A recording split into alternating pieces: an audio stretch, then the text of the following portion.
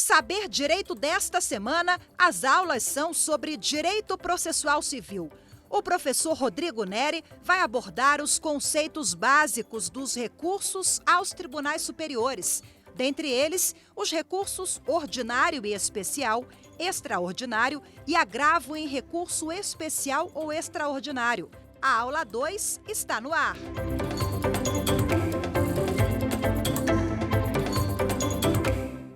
Olá a todas e a todos, meu nome é Rodrigo Neri e damos continuidade aqui ao nosso curso Recursos aos Tribunais Superiores. Para você que chegou agora, que ligou o celular, abriu o canal, ligou a televisão e acabou entrando agora nessa viagem que estamos fazendo aqui pelo Direito Processual Civil Recursal, nós estamos num curso que é de Recursos aos Tribunais Superiores. Não é um curso de recursos nos tribunais superiores, é um curso de recursos aos tribunais superiores, ou seja, serão analisados os recursos que levam a questão do tribunal de origem, dos tribunais de origem, aos tribunais superiores.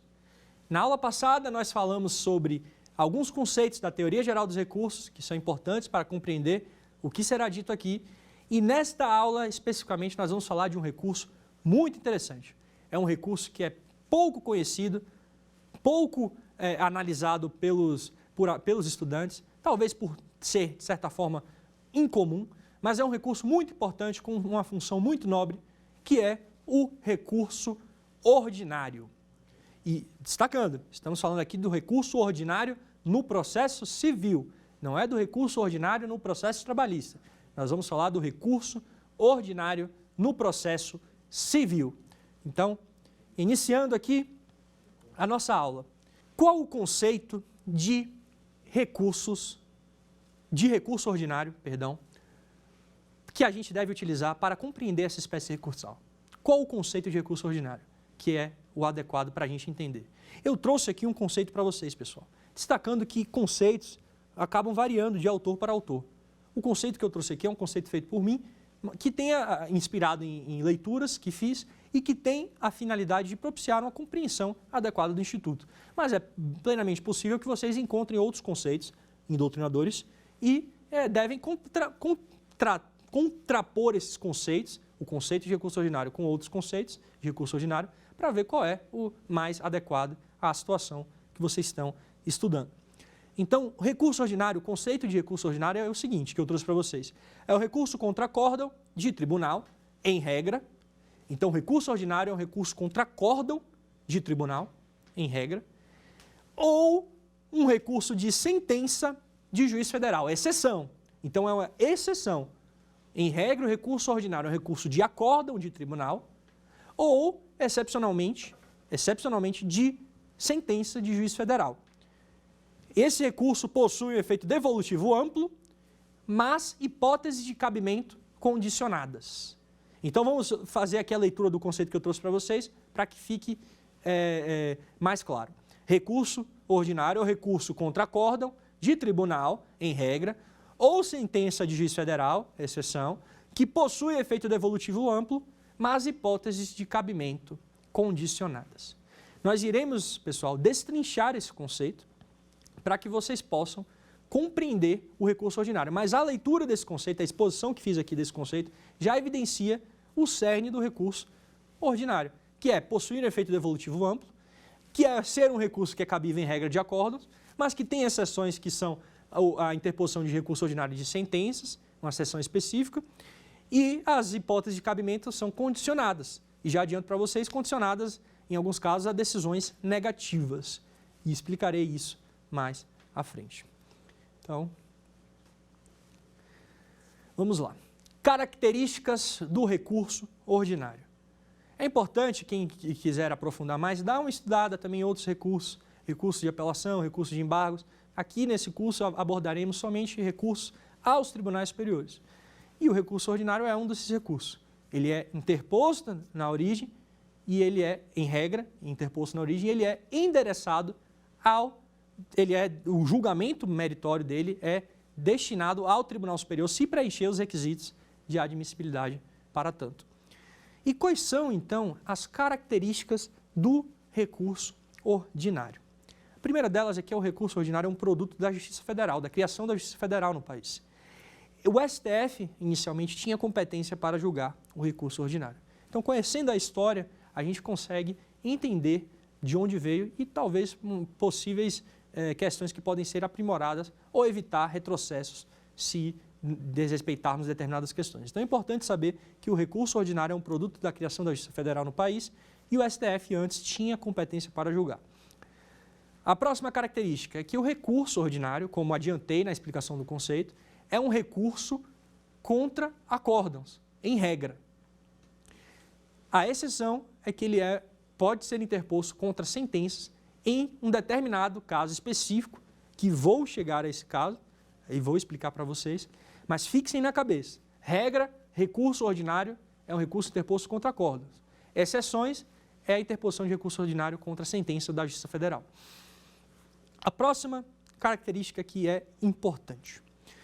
O recurso ordinário possui um regime semelhante ao de apelação. É quase, de certa forma, seria quase idêntico ao de uma apelação. Tem distinções? Tem. Mas para nós compreendermos, basta a gente ter como parâmetro o recurso de apelação. O recurso ordinário faz, às vezes, de um recurso de apelação. Mas como assim? O que é um recurso de apelação? Recurso de apelação é um recurso que é interposto contra sentenças, que põe fim, e a sentença, o que é uma sentença? É a decisão que põe fim à fase de conhecimento ou a um processo como um todo. Então, essa é uma sentença, é um critério topológico, e o recurso de apelação é um recurso que é interposto contra sentenças. Nesse recurso, você pode questionar questões probatórias, você pode verificar a análise se um fato ocorreu ou não, você pode impugnar várias questões de nulidades, e você não tem exigências de admissibilidade tão rigorosas quanto, por exemplo, você tem no recurso especial, no recurso extraordinário, que são recursos excepcionais, recursos extraordinários. No recurso de apelação, é mais fácil você obter um julgamento meritório na questão recursal, do mérito recursal, do que, por exemplo, recursos excepcionais, recurso especial e recurso extraordinário. E é aí, pessoal, que está o pulo do gato. Vejam, o recurso ordinário é o recurso aos tribunais superiores, embora seja interposto na origem, ele tem a pretensão de ser julgado pelos tribunais superiores, mas ele tem um regime muito semelhante ao regime da apelação. Então, é um recurso que tem uma sistemática muito parecida. Então, ele não tem esse rigor técnico exacerbado, em alguns pontos, para análise da sua questão meritória, que é trazida no bojo da impugnação. Então, o recurso ordinário cumpre o papel de, talvez, a grosso modo, com as devidas ressalvas, de servir como uma apelação que vai destinada a ser julgada pelos tribunais superiores. Então, o regime dele é muito parecido com um regime de uma apelação. E isso é muito benéfico para o recorrente. Mas eu vou explicar para vocês depois por que isso é tão benéfico assim. E aqui eu coloquei aqui também, pessoal, que o recurso possui efeito devolutivo amplo. O recurso ordinário possui efeito devolutivo amplo. Então, no seu bojo é possível discutir se determinado fato ocorreu ou não, o que, de certa forma, não é permitido nos recursos extraordinários, recurso especial e recurso extraordinário. Lembrando que recurso extraordinário, na classificação que demos na outra aula, é o gênero que envolve o recurso especial e o recurso extraordinário. Recursos extraordinários envolve o gênero que envolve as espécies, recurso especial e recursos extraordinários. Podemos, para evitar uma confusão entre recurso extraordinário como gênero e recurso extraordinário como espécie, podemos chamar de recursos excepcionais. Serve também para essa classificação didática. E a ideia é o seguinte: o recurso ordinário, diferente dos recursos excepcionais, possui efeito devolutivo amplo. Então, você pode impugnar questões probatórias, produção de prova e tudo mais, não tem exigência, de certa forma, de vários requisitos específicos, não se exige repercussão geral, não se exige, a partir de agora, como vai ser exigido quando surgir a lei a respeito, no recurso especial, a relevância, não se exige relevância no recurso ordinário. Então, o recurso ordinário tem um efeito devolutivo amplo a possibilitar um julgamento levando em consideração várias questões que não poderiam ser analisadas em recursos excepcionais. Outro ponto que eu gostaria de falar com vocês é o seguinte: embora o recurso ordinário ele seja muito semelhante a uma apelação e faça às vezes de uma apelação aos tribunais superiores, é importante observar que o recurso ordinário ele tem algumas distinções da apelação. Uma delas, por exemplo, é a ausência de previsão da ampliação de quórum no julgamento em razão de divergência, tal como ocorre no caso da apelação.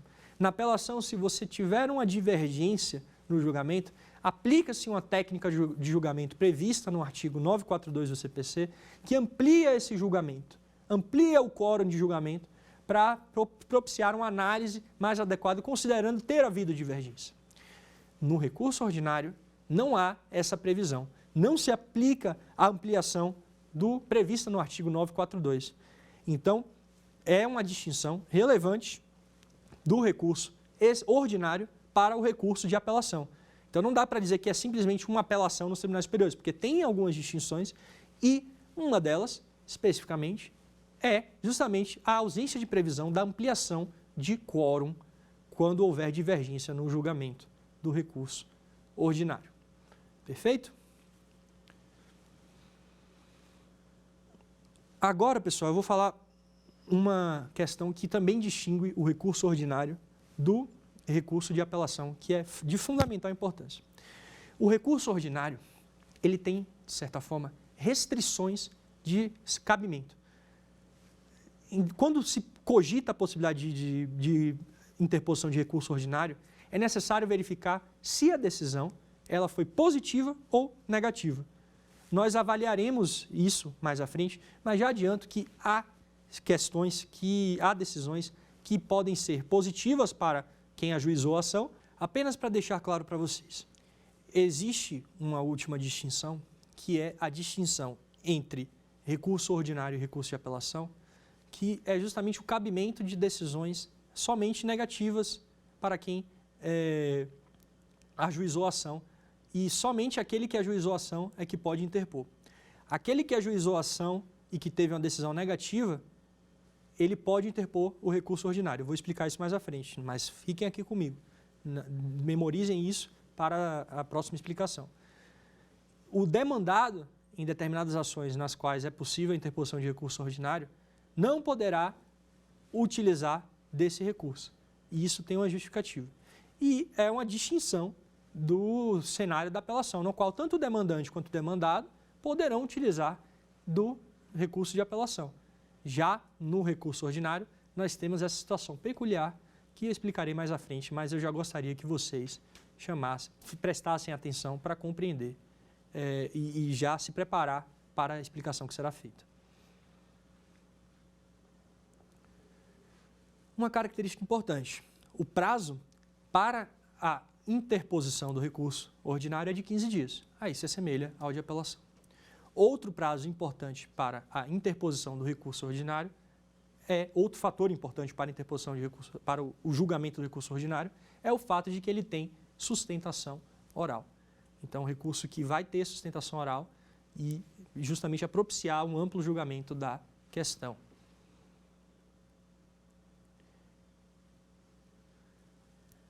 Agora, pessoal, nós vamos falar das 3 hipóteses de cabimento do recurso ordinário. 3 hipóteses. A primeira delas é a do recurso ordinário contra acórdão de mandado de segurança em única instância, ou seja, competência originária, quando denegatória a decisão. Quem julga? STJ. A segunda hipótese é a de recurso ordinário contra sentenças em causas entre organismo internacional, vejam que específico, em causas entre organismo internacional versus município ou pessoa residente ou domiciliada no país. É uma situação bem específica. Quem julga? O STJ. E a terceira hipótese é a de recurso ordinário em mandados de segurança, habeas data, mandados de injunção, decididos em única instância por tribunais superiores, ou seja, tribunais superiores, não são os tribunais regionais, são os tribunais superiores que vão decidindo em ações de mandado de segurança, habeas data e mandado de injunção. Dessas decisões será cabível recurso ordinário para quem julgar? O STF julgar. Então, os tribunais superiores vai ter um recurso ordinário que vai ser julgado pelo STF. São essas 3 hipóteses de cabimento. E vamos falar especificamente de cada uma delas para que vocês possam entender esse recurso importantíssimo que é o recurso ordinário. A primeira hipótese de cabimento, pessoal, a primeira hipótese de cabimento que mencionei é a do recurso ordinário contra acórdão de mandado de segurança em única instância, ou seja, em competência originária, quando denegatória a decisão. Mas como assim? O que é isso? Eu não entendi o que você está falando. Eu vou explicar para vocês. Recurso ordinário contra acórdão de mandado de segurança em única instância, competência originária. Então, é necessário que seja um acórdão, então isso está na regra do recurso ordinário interposto contra acórdão, em uma ação de mandado de segurança de competência originária. Como assim? Existem ações que iniciam-se no tribunal, não se iniciam no juiz da primeira instância. Elas já se iniciam no tribunal. Fala-se que essa é uma hipótese de competência originária. Competência originária, quando a ação já se inicia no próprio tribunal.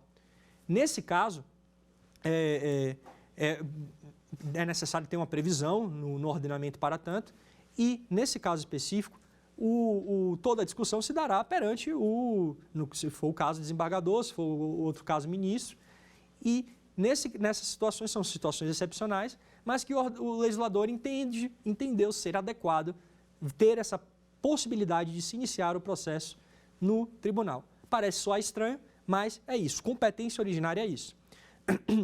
Então, existe, agora especificamente no mandado de segurança. O mandado de segurança, o que é um mandado de segurança? O mandado de segurança é um procedimento especial.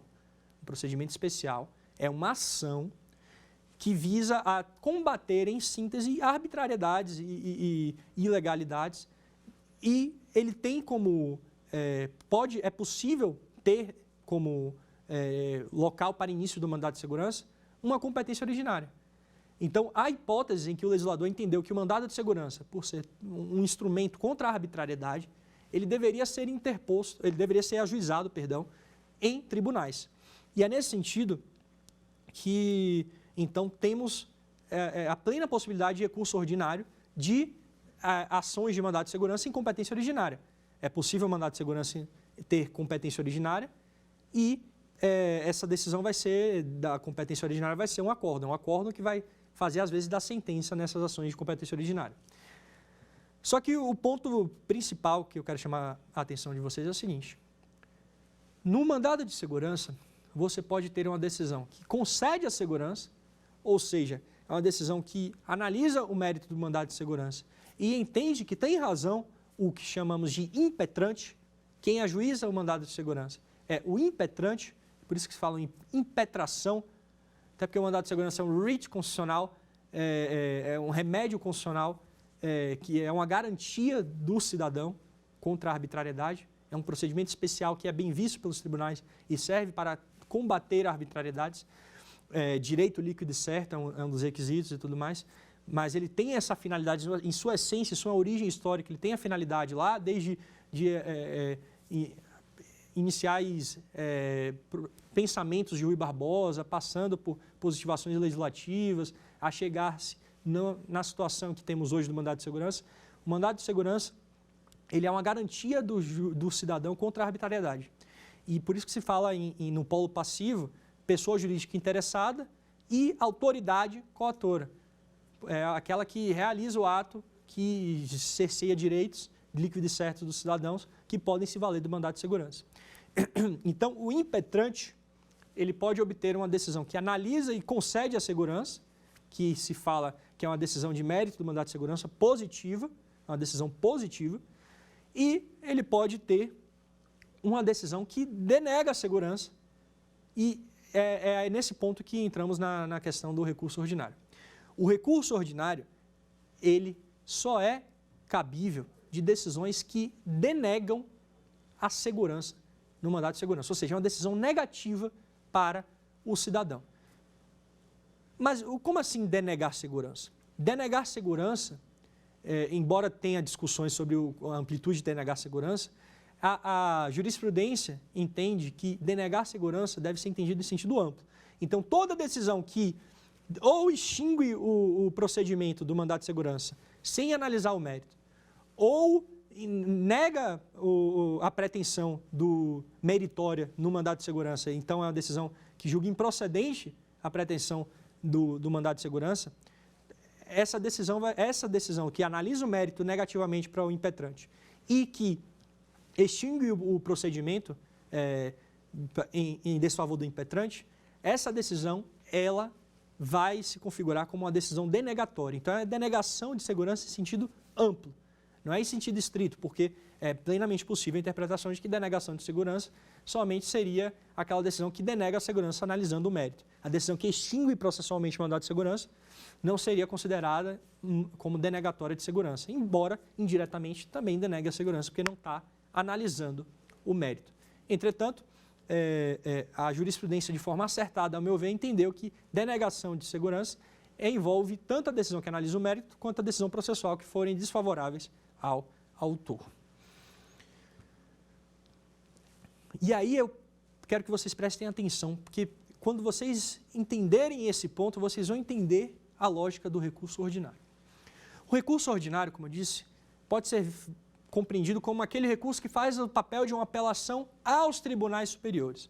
Ou seja, é uma apelação que é um recurso ordinário, ele faz o papel de uma apelação por ter uma possibilidade de julgamento muito maior do que os recursos excepcionais, extraordinário e especial.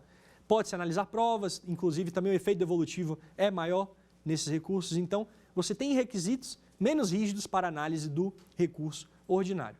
Mas por quê? Por que existiria um recurso assim tão específico e qual seria a hipótese para se entender que esse recurso é cabível, para beneficiar, quem se beneficiaria com esse recurso tão importante e por que ele é tão pouco falado?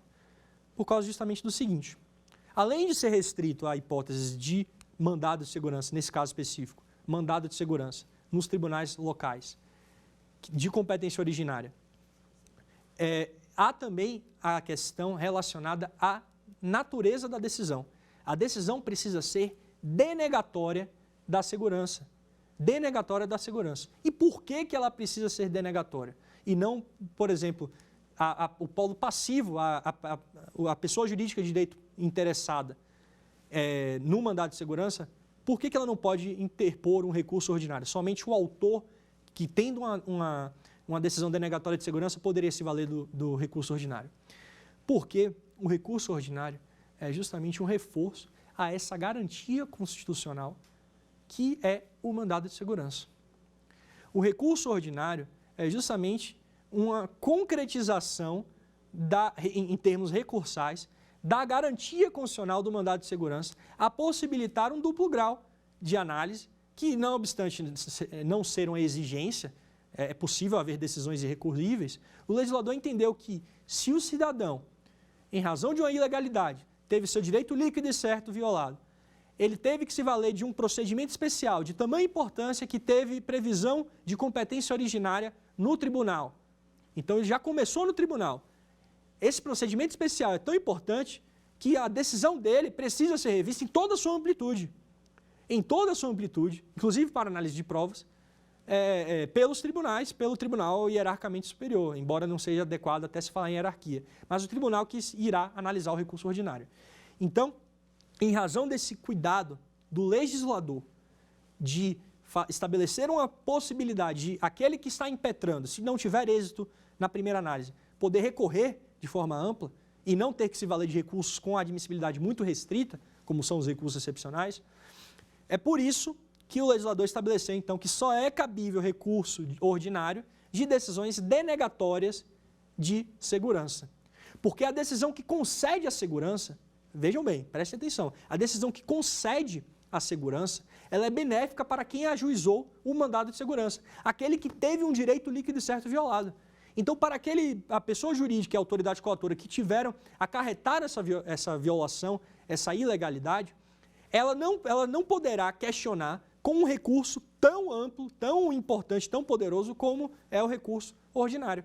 Essa autoridade coautora, essa pessoa jurídica de direito público, se for o caso a autoridade coautora também pode interpor, elas terão que se valer sendo uma decisão que concede a segurança, uma decisão positiva para quem ajuizou, elas terão que se valer de recursos excepcionais, porque são os únicos recursos cabíveis de acórdãos nos tribunais para essas pessoas. Para o polo passivo do mandado de segurança, não há previsão de recurso ordinário. Não há previsão de recurso ordinário. Somente para o polo ativo, porque presume-se que, se ele chegou até lá e conseguiu obter uma decisão em direito líquido e certo, o polo passivo poderá, de certa forma, questionar, e tal, mas ele precisará se valer de um recurso excepcional. Não poderá se valer de um recurso ordinário que tem uma amplitude tão importante quanto a que esse recurso tem, que faz, às vezes, como dito, de uma apelação. É claro que a gente tem que prestar atenção no seguinte, isso, de certa forma, alguém poderia dizer que isso afrontaria a isonomia. Só que o processo de mandado de segurança é tão importante, é tão necessário, que é uma situação em que há um tratamento desigual para desiguais. Então, aquele que se vale do mandado de segurança contra a autoridade coautora, a autoridade muitas vezes estatal,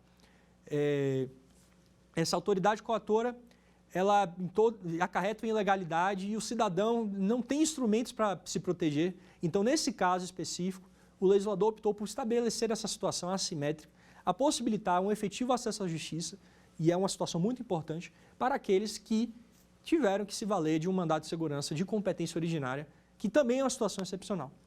Então, talvez seja por isso, pessoal, que o mandado de segurança, o recurso ordinário, não seja tão comum de ser utilizado, porque ele tem várias restrições para que possa ser utilizado em determinado caso. Quando ele é utilizado, ele é muito eficiente. Mas a questão são situações excepcionais. Mandado de segurança, incompetência originária, nos tribunais locais, e a decisão tem que ser denegatória. Então, o polo passivo do mandado de segurança não poderá se valer do recurso ordinário, somente o polo ativo, que presume-se a pessoa que sofreu a lesão de direito líquido e certo.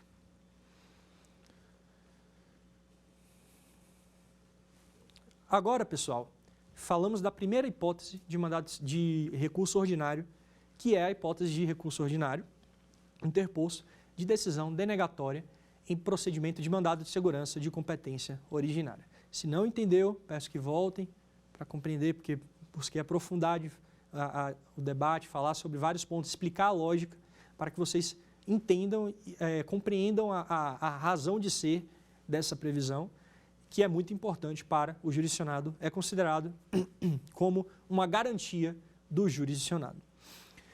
Mas não é a única hipótese de cabimento de recurso ordinário, de interposição de recurso ordinário. Há outras hipóteses. A segunda hipótese que eu vou falar agora é uma situação excepcionalíssima. É uma situação excepcionalíssima. E é justamente a situação que se encaixa naquela exceção que falamos no conceito do recurso ordinário. Recurso ordinário é um recurso contra acórdãos, em regra, e excepcionalmente de sentenças. Esse caso que eu vou falar agora é a exceção que faz com que a gente tenha que entender que recurso ordinário também é cabível de sentenças. E é justamente a seguinte: recurso ordinário contra sentenças em causas entre, fixem aqui, organismo internacional, então precisa ser um organismo internacional, versus município ou pessoa residente ou domiciliada no país. Então precisa ser entre organismo internacional, uma ação entre organismo internacional versus município ou pessoa residente ou domiciliada no país. Como assim? Mas por que essa previsão? A Constituição estabeleceu essa previsão. Pela importância dessa situação, dessa causa, a Constituição estabeleceu que nessas hipóteses caberá recurso ordinário. Mas então essa ação, ela tramita no tribunal? Não. Essa ação, ela não tramita no tribunal. Essa ação, ela tramita na primeira instância. E dessa sentença caberá recurso ordinário. Mas aí é que vem a pergunta, então para que caber recurso ordinário se seria mais fácil deixar a previsão de apelação para que o tribunal regional, no caso, julgue, respectivo? É que vem o pulo do gato, pessoal. E essa é uma situação excepcionalíssima. É justamente uma possibilidade de se estabelecer um salto do Tribunal Regional para ir diretamente ao Tribunal Superior. Como assim, Rodrigo? Você está dizendo que esse recurso ordinário que vai ser interposto nessa causa, nessa ação, entre organismo internacional versus município ou pessoa residente ou domiciliada no país. O recurso ordinário da sentença dessa ação. Ele vai ser interposto no STJ? Ele vai ser julgado pelo STJ?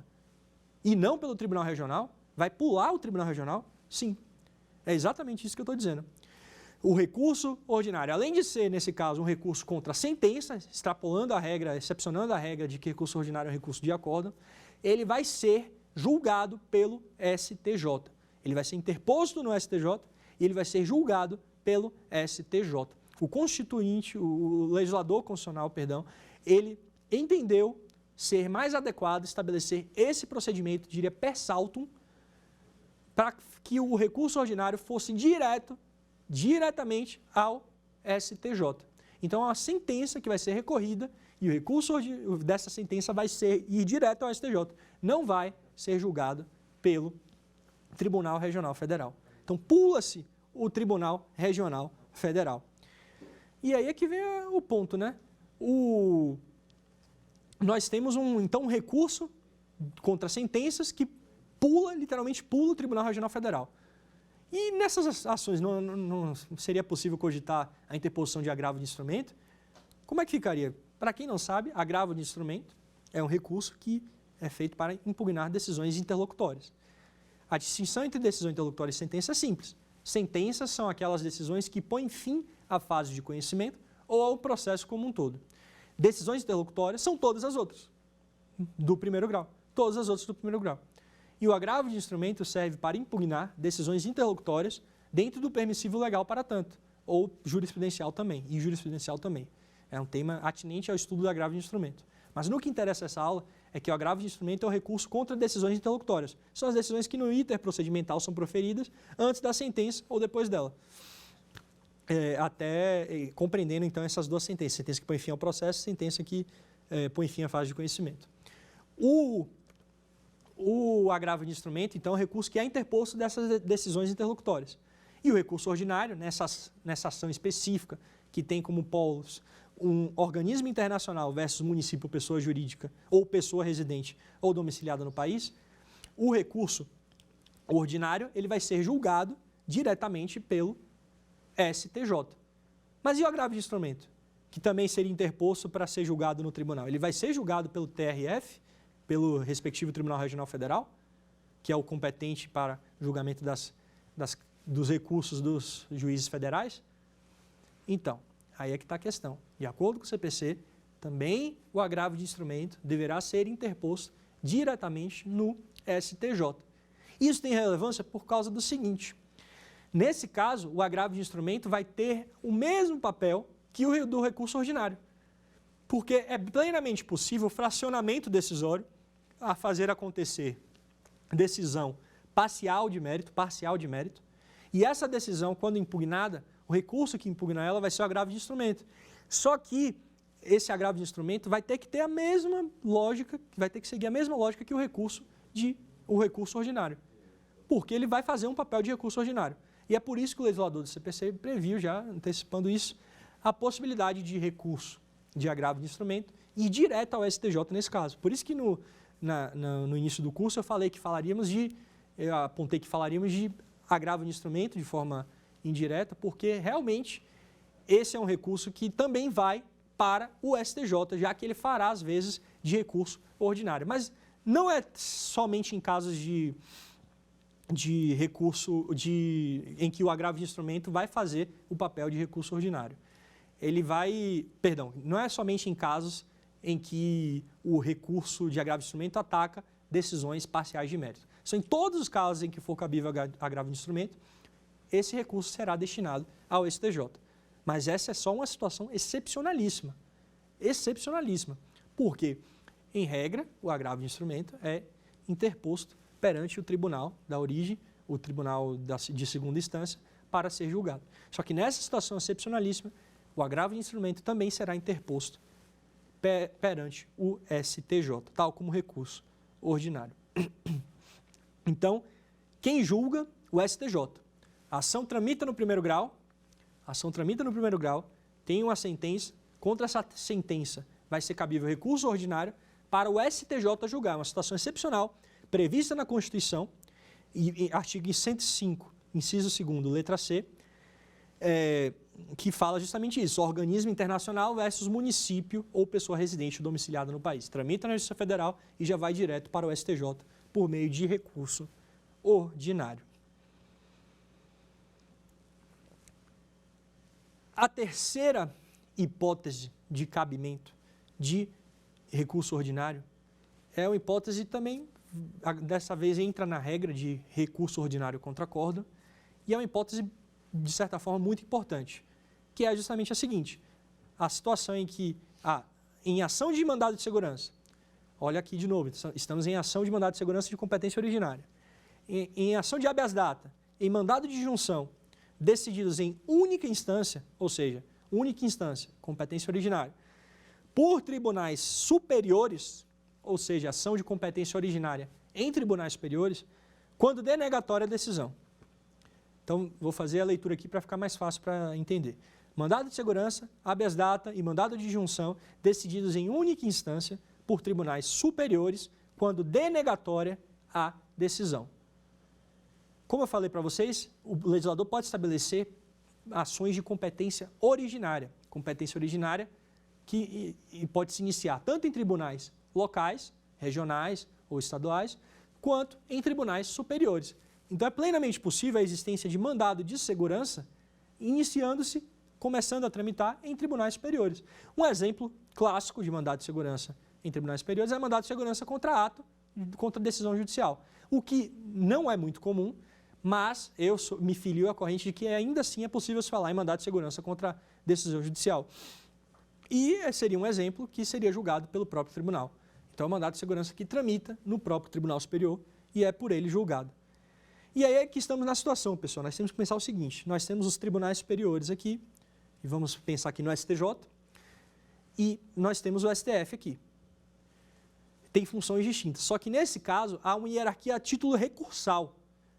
De modo a que, quando temos um mandado de segurança, um habeas data ou um mandado de junção que se inicia em um dos tribunais superiores, e podemos aqui pensar no STJ, esse mandado de segurança, quando decidido, se a decisão for denegatória de segurança, tal como na primeira hipótese de cabimento de recurso ordinário que mencionei, se a decisão for denegatória de segurança, nesse caso, será cabível recurso ordinário para o respectivo tribunal, para o STF, que, nesse caso, está numa situação de hierarquia recursal. Não é que um tem mais importância que o outro, que tem uma hierarquia recursal estabelecida para análise do recurso ordinário. Então, o recurso sai do STJ, nesse caso, podendo ser de outro tribunal superior, e vai para o STF para ser analisada no STF. A decisão que foi proferida no STJ vai ser analisada pelo STF, tal como se uma apelação fosse. Então, a lógica é a mesma. O legislador entendeu que seria necessário um procedimento de competência originária em um tribunal superior. Então, vejam que situação excepcional.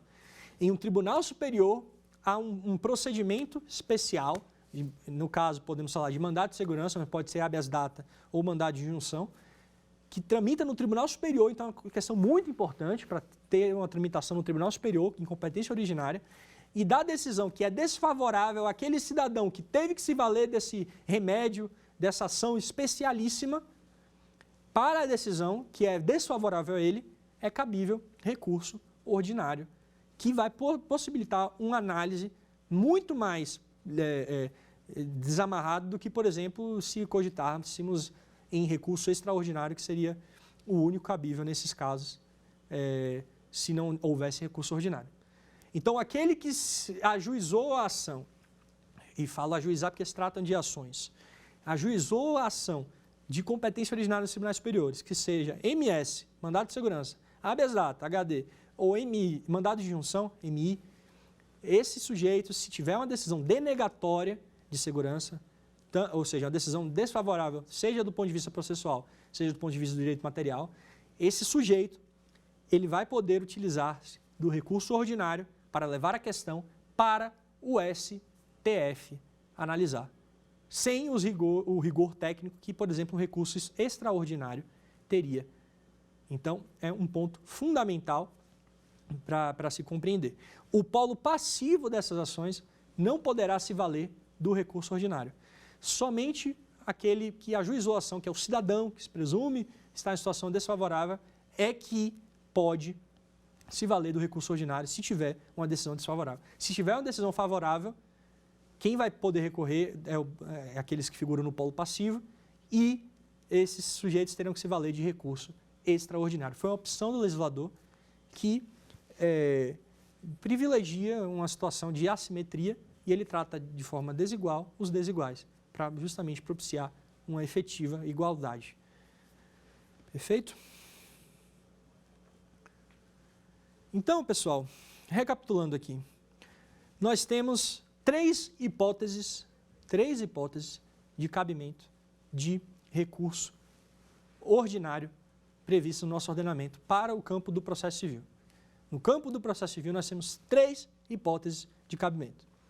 A primeira hipótese é a do recurso ordinário contra acórdão em mandado de segurança, em única instância, ou seja, competência originária, quando a decisão for denegatória, e é nos tribunais regionais e locais, estaduais.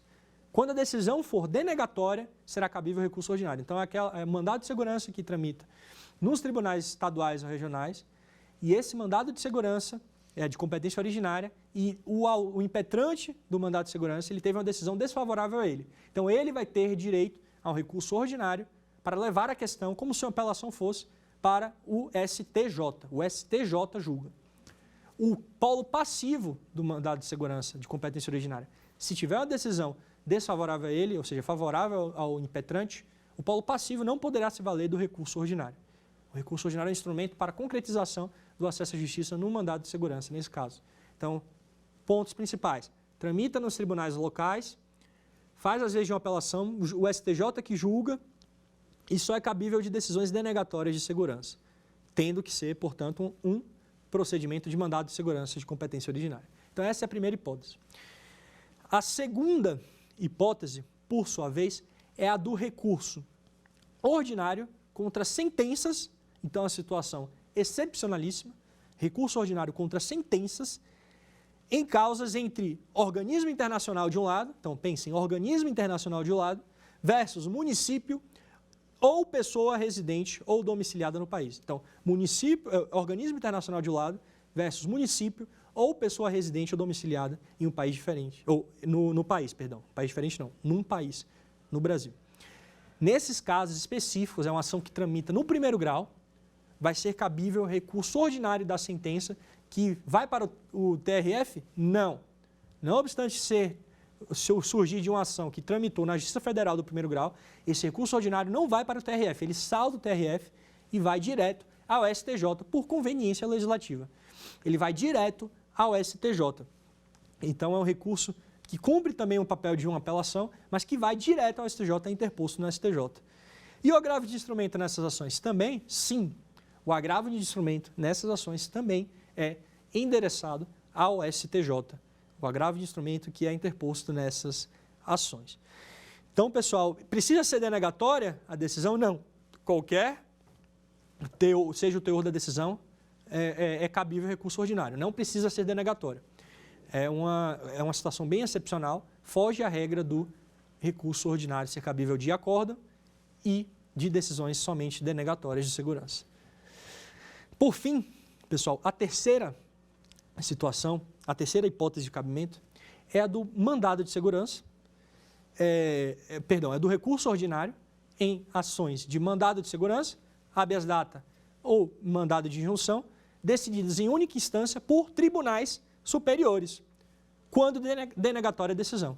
Então, pensem na primeira hipótese de mandado de segurança, ou de recurso ordinário, perdão, de ações de mandado de segurança de competência originária em tribunais locais, você interpõe para o STJ. É a mesma lógica, só que transportada para os tribunais superiores. Nós temos procedimentos de mandado de segurança, habeas data e mandado de injunção, ou seja, se amplia um pouco. Nós temos mandado de segurança, habeas data e mandado de injunção, não só mandado de segurança. Nós temos essas três possibilidades no campo do processo civil. E essas três possibilidades de ações são de competência originária dos tribunais superiores. Então, nesse caso, da decisão proferida nessas ações de competência originária dos tribunais superiores, será cabível, se for denegatória de segurança, será cabível recurso ordinário endereçado diretamente ao STF. Então, nós temos aqui, transportando os tribunais superiores aqui, tribunais superiores, a ação tramitou aqui, competência originária, mandado de segurança, habeas data ou mandado de junção. Tem um acórdão que é denegatório, ou seja, desfavorável a quem ajuizou a ação. Dessa decisão será cabível recurso ordinário ao STF. Ah, Rodrigo, mas se o polo passivo, se o impetrante tiver, ou o autor da ação tiver sucesso, tiver êxito nessa ação de competência originária, mandado de segurança, mandado de injunção, habeas data.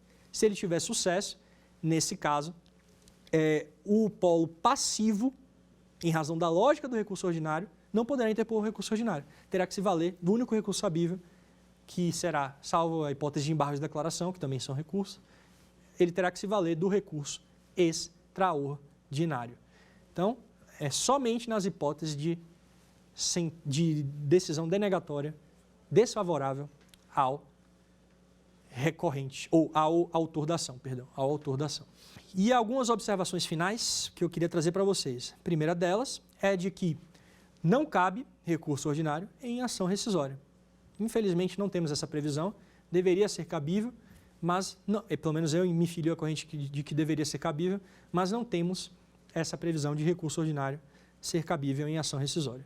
Então, por exemplo, uma ação rescisória de uma decisão de tribunal, que é a competência do próprio tribunal, será cabível apenas recurso excepcional, recurso especial, recurso extraordinário. Não cabe em ação rescisória. A segunda observação é que, em regra, salvo na hipótese que mencionei de ação entre organismo internacional versus município ou pessoa residente ou domiciliada no país, salvo nessa hipótese excepcional da Justiça Federal, em que você interpõe já direto no STJ, em regra, o recurso ordinário, ele é interposto no tribunal da origem. Você interpõe o recurso ordinário no tribunal da origem, o presidente ele vai intimar para que a parte contrária ofereça a impugnação ao recurso ordinário e depois remeterá ao STJ, no caso se for STJ, ou ao STF, se for de competência do STF. E, por fim, nessas hipóteses em que o recurso ordinário é interposto no tribunal da origem, seja no tribunal local, seja nos tribunais superiores, o recurso ordinário não terá um juízo de admissibilidade feito por esse tribunal da origem. O tribunal da origem deve apenas intimar para oferecimento de contrarrazões e remeter o recurso ao tribunal superior competente. Se for tribunal local, ao STJ. Se for tribunal superior, ao STF. Então, não haverá juízo de admissibilidade no tribunal da origem. É o que prevê, inclusive, o artigo 1027, parágrafo 3º do CPC. Então, pessoal, finalizando essa parte expositiva da aula, nós vamos passar agora para o quiz, para que possamos testar alguns dos conhecimentos que tivemos aqui. Então, iniciemos então a análise do quiz, das perguntas.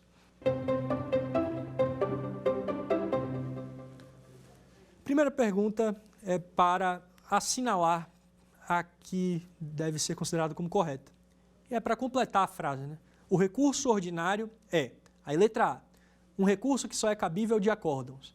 Letra B, um recurso que é cabível de acórdão e, excepcionalmente, de sentenças. Letra C, um recurso completamente idêntico a uma apelação. Letra D, um recurso que é julgado pelos tribunais de justiça. Então, vamos ver qual é a resposta correta. A resposta correta é letra B. O recurso ordinário é um recurso que é cabível de acórdão e, excepcionalmente, de sentenças. É exatamente o que falamos agora há pouco. O recurso, em regra, recurso ordinário, é um recurso de acórdãos. Mas não se esqueçam, tem uma hipótese específica de recurso ordinário de sentenças, que é naquela situação em que uma ação que tramita na Justiça Federal e que tem como partes um organismo internacional versus um município ou uma pessoa residente ou domiciliada no país. Nesse caso, o recurso ordinário será cabível de uma sentença, a sentença nessa justiça Federal. As outras alternativas estão equivocadas por quê? Primeiro, a letra A, um recurso que só é cabível de acórdãos. Não. Como já vimos aqui, é possível recurso ordinário de sentenças, desde que seja nessa situação excepcional que mencionei agora há pouco. Letra C, o recurso ordinário é um recurso completamente idêntico a uma apelação. Não. O recurso ordinário não é um recurso completamente idêntico à apelação, por dois fatores essenciais. Primeiro, é um recurso que, em regra, é interposto de acórdãos, e a apelação não é interposta de acórdãos. Segundo, não se aplica a ampliação, o quórum ampliado, a técnica de julgamento prevista no artigo 942 do CPC, ampliação do quórum em razão de divergência. Então, não necessariamente é um recurso idêntico a uma apelação. E terceiro, ele também é um recurso que é destinado a tribunais superiores, é um recurso ao Tribunal Superior. E é justamente esse fator que fez ele estar incluído aqui no curso que estamos dando. Porque é curso de recursos aos tribunais superiores. E a apelação está excluída desse curso porque ela não é um recurso aos tribunais superiores. Então, essas são as distinções do recurso de apelação e do recurso ordinário. Por fim, um recurso ordinário, a letra D, o recurso ordinário é um recurso que é julgado pelos tribunais de justiça. Equivocado. Os tribunais de justiça não julgam o recurso ordinário no processo civil. Os tribunais de justiça, eles julgam o recurso de apelação, em regra, agravo de instrumento, mas o recurso ordinário ele é interposto em uma situação de acórdãos dos tribunais de justiça, em outras de acórdãos de tribunais superiores, em outra de sentenças, mas para ser julgado pelos tribunais superiores.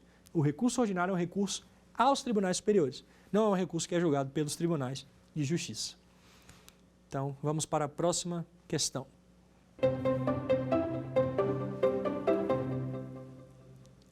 O efeito devolutivo do recurso ordinário é, então é para a gente completar também a sentença. O efeito devolutivo do recurso ordinário é, letra A, amplo, mas impossibilita a análise de provas. Restrito, letra B, restrito em razão da impossibilidade de analisar provas. Letra C, amplo, possibilitando a análise de provas. E letra D, amplo, mas apenas para questões de direito. Então, vamos à resposta para ver qual é. A resposta é a letra C. O efeito devolutivo do recurso ordinário é amplo, possibilitando a análise de provas. Está correta, porque realmente o recurso ordinário possibilita a análise de provas, que, por exemplo, recursos excepcionais não permitem a análise de provas para verificar se determinado fato ocorreu ou não. Então, a letra A estaria equivocada porque ela fala o seguinte, o efeito devolutivo do recurso ordinário é amplo, mas impossibilita a análise de provas. Equivocado. O efeito devolutivo é amplo, possibilitando a análise de provas. A letra B está equivocada porque fala que o efeito devolutivo do recurso ordinário é restrito em razão da impossibilidade de analisar provas. Errado. É um efeito devolutivo amplo que possibilita a análise de provas. E, por fim, a letra D está equivocada porque ela fala o seguinte, que o efeito devolutivo do recurso ordinário é amplo, mas apenas para questões de direito. Equivocado. Primeiro que essa distinção entre fato e direito já é uma questão controversa.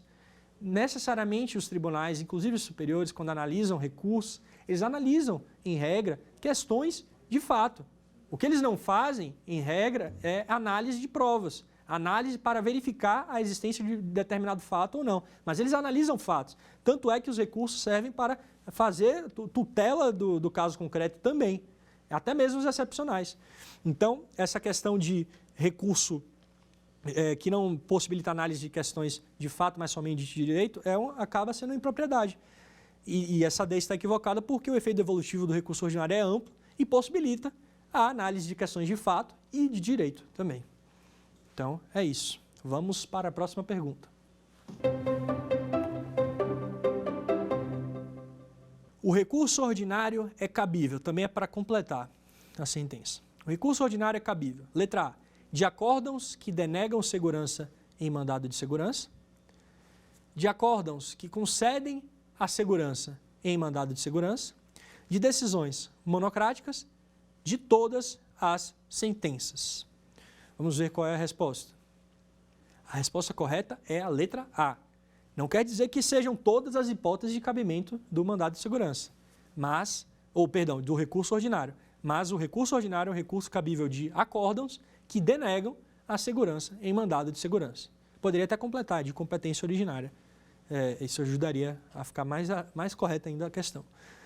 A letra B está equivocada porque ela fala de acórdãos que concedem a segurança em mandado de segurança. E como vimos, acórdãos que concedem a segurança, eles não são impugnáveis por recurso ordinário, porque é uma garantia do impetrante. Se ele teve uma decisão favorável, o polo passivo vai ter que interpor outro recurso com maior dificuldade de ser conhecido do que o recurso ordinário. O recurso ordinário é uma extensão da garantia do procedimento de competência originária do mandado de segurança.